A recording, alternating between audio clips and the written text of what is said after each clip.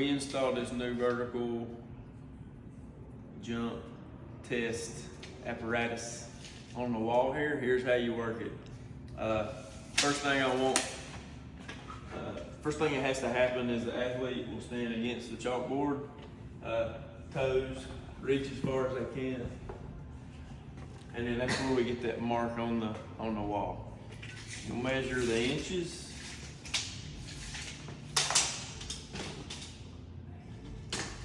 .81.25. Write it by their name just for future reference.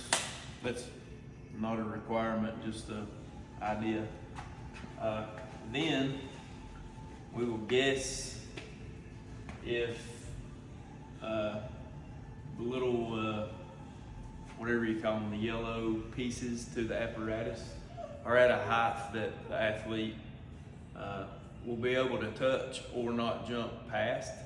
And you can adjust this by taking both knobs loose. And then this pole will slide up and down in the red brace, okay? I'm gonna leave it right here because I think we've got close to where these two need it. And if we need to move it, it's no big deal.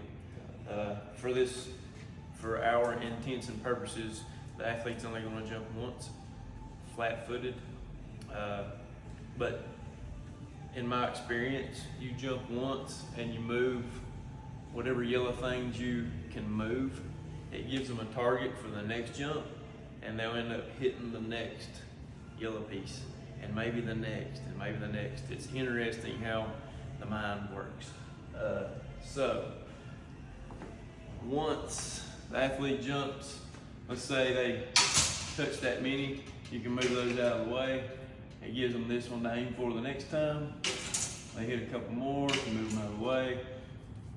Anytime you're ready to reset, just move all the yellow back to the original starting point and let them jump again. So you want to tell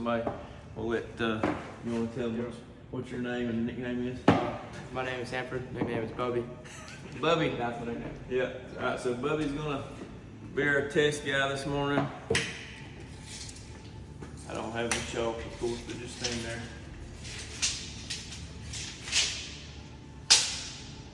Bubby has a reach of exactly 84 inches, 7 feet. That's not solid like this. No, you'll face this way. If you're left-handed, Face the other way.